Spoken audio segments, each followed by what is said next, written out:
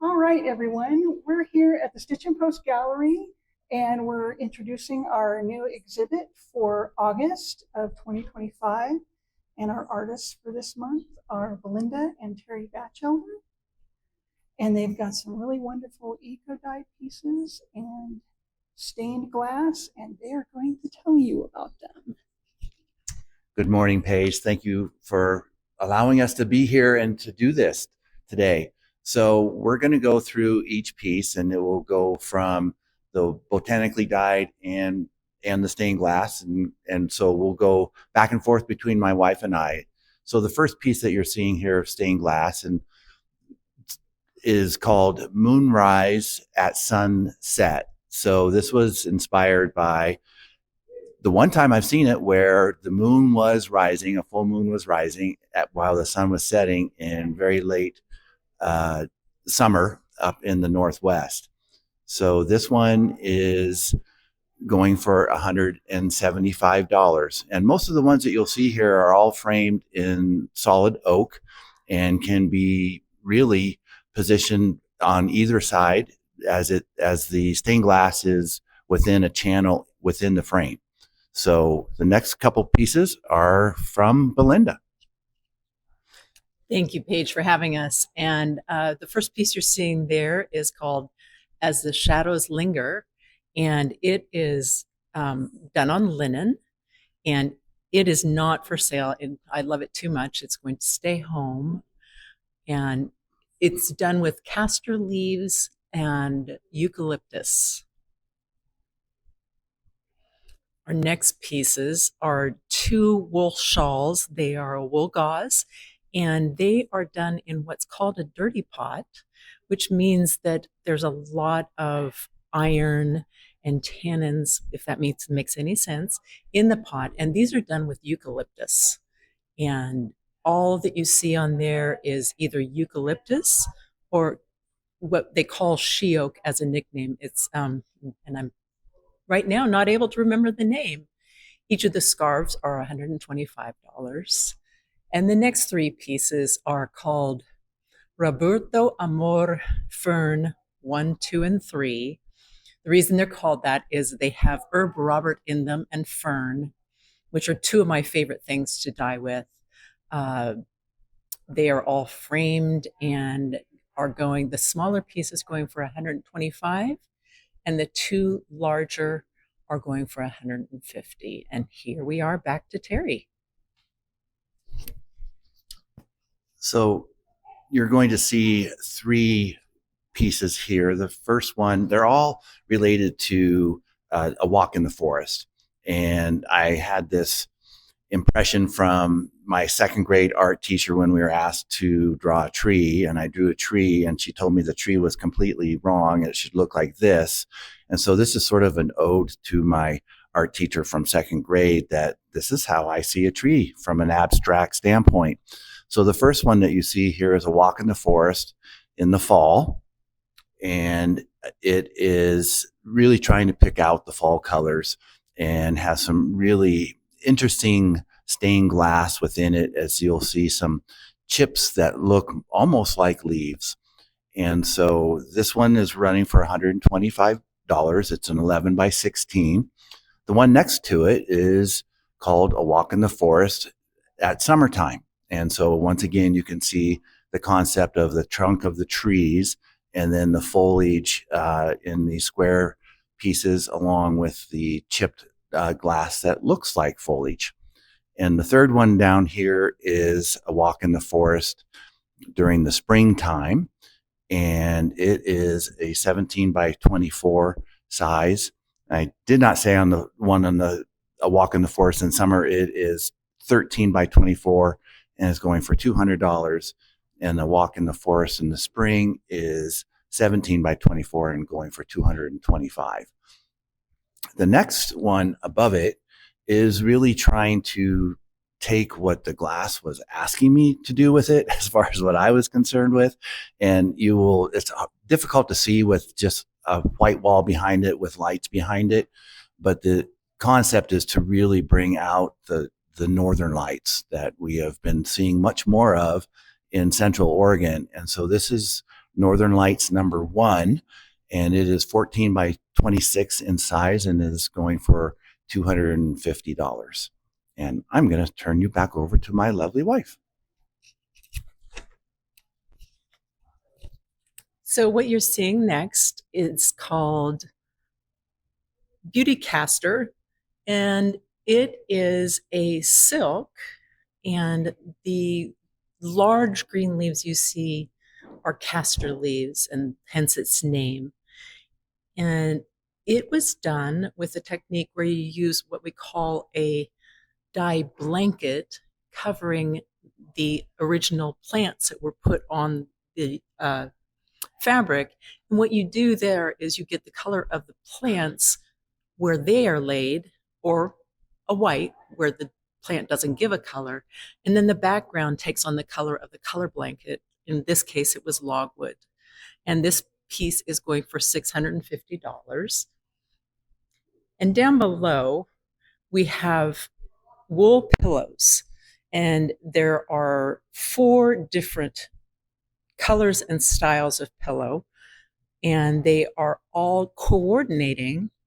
And the wool on this is dyed with winter leaves that were dried, and then they created their own colors on a cream wool. And the gray of the light gray and the dark gray are $75, and the lovely green and the larger brown are $85. And then if we come back to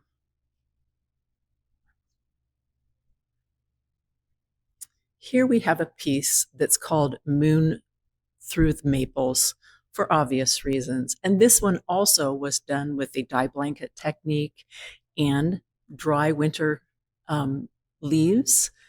And the smaller leaves are Japanese maple. And then you'll also see the darker leaves are actually another style of maple, which gave a different color. And the background color on this is a lovely blue, which highlights the moon and the green and browns in the piece itself.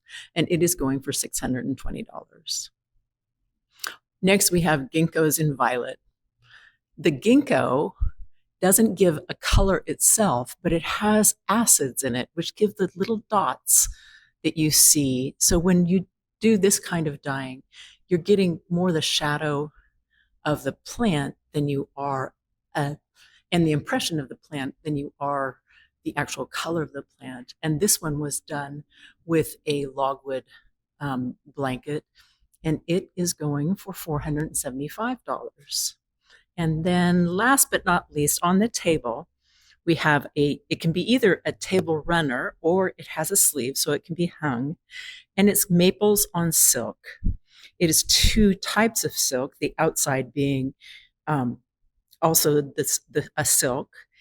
And as you can see within it, we have maples, we have ferns, and then the little pieces that you see that look like stars are actually Queen Anne's lace. And now I will turn you back to Terry. So we're going back to the theme of Northern Lights once more. And these are much smaller pieces, ones that I would call Suncatchers. So you'll see that they don't necessarily have a frame around them other than the zinc framing for the actual stained glass piece. And there are 3 of them here. Northern Lights number 4, which is on the left-hand side here, is an 8x9 and is going for $75. Then Northern Lights number 2, which is in the center here, which just has some incredible sky colors. It's really difficult to necessarily see just with the light on. But if you do have a chance to come down here on Friday evening between 4 and 6, I'm more than happy to share with you and put them up to the sunlight so you can just see how dramatic they really are. But Northern Lights number 2 is 8x11 and it is going for $85. And then Northern Lights number 3 is also an 8x11 and is $85. Then we have a really fun little Suncatcher called Mountain Glow here, and you'll get an impression of the types of colors that can come out of it when it is taken off the wall and being given some light behind it. That is Mountain Glow. It's 6 by 14 and it is $75. There is one more little sun catcher that you can see up here. It's called stargazing, and if you are a quilter, you may be familiar with this type of design. I believe it's called a star within a star. And so it's more of a very clear textured inner star with a dark, deep blue outer star. And so it is really fun to look at, and it's very special when you see it in the light. That is called stargazing. It is 13 by 13 and is going for $125. The next one is sort of the culmination of the idea behind the trees as far as a theme. And this one is called Recovering After Heartache. And so the idea is, as you can see here, are the shapes and the skeletons of ghost trees. But then at the bottom, you see that the grasses are starting to come back in. And so there's this idea that, okay, we are starting again. We've been through heartache. We've lost some forest land, and now we're coming back to life one more time. And it's a metaphor I look at also for the heartaches that we might go through life, but we are resilient. We can come back to life and maybe even be better than what it was before. So the next ones are a whole different new concept, and I'm calling them sky vases. And so the idea here is to have small vases that are being utilized within the stained glass, and so that you get a 3D dimension and you get some interaction going with it. So it's an interactive piece of stained glass in which you can choose and you can decide, do I put flowers in it? Do I do a different type of vase with a different color? But it's really fun to see these working together. And we're going to go ahead and jump to the other three are here. The first one that you saw there was Impending Spring Rains. It's 10 by 12 and is going for $100. And then the next sky vase is called Cascading Colors, which has sort of the watery blue colors along with beveled clear glass. It gives you an idea of a waterfall, and then three different vases that are at different levels coming through it. It is a 12 by 22 and is going for $175. And the next sky vase, called Along the River's Edge, pretty much speaks for itself. It was during a hike on the Metolius River that this one was inspired by, and is 12 by 22 also, and $175. And we have one more down here, and it looks like it has a red dot on it already. So it has been purchased. It's Rolling Hills, and it is a 9 by 12, and it has a really unique piece of glass on the top where you can see the final edge of it, where as it was melting and solidifying, it was almost like lava. And so they leave that on during the process of making the glass, they leave that end just as is. And so it gives you a nice hilly rippled effect to it. So one last one from a mountain standpoint. This was inspired by my biking through the Painted Hills over in Eastern Oregon. And it's called that, Painted Hills, 15 by 16 inches, and really trying to take in the colors of the Painted Hills. And it is going for $250 and also has in it a Brazilian agate, signifying either the moon or the sun, depending on how you see it. And I believe we're back over to Belinda. Thank you, Terry. So the first piece we're looking at is called Vines in the Mist. And the actual plant that was used for this was a geranium. And oh, I take that back. A nasturtium. My bad. I wasn't looking. The vine itself didn't give color, but the leaves gave a color, and then you can see a slight rose color that the flower gave. This is on linen, and it was done with what we call a dye blanket, but it is actually a tannin dye blanket of chestnut, which gave us that background purple. It is going for $350. The next piece we're looking at is called Robert's Meanderings. And once again, my favorite little guy, Herb Robert, is woven from top to bottom through this piece. And then other leaves, such as maple, are interjected in different places. This is also on linen and also going for $350. The next piece we're looking at is a large piece called Geranium Pathways.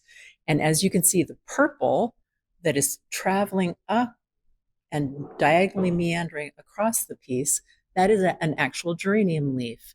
And the leaves that are giving the green are nasturtiums, if you can believe it, very giant nasturtiums. And also within that we have ginkgo and Herb Robert. But there's a plant that we used for the dye blanket called madder, and that is what gives us the beautiful rose color in the back. And it is going up on the home of Belinda and Terry Batchelder. So it will not be going anywhere to someone else's home. Next, we have a kimono made of rayon, or also called viscose, which is made from wood fiber. And it was dyed and then eco-printed with different plants. And you can see within it the subtle colors and shapes of the plants that are used within this piece.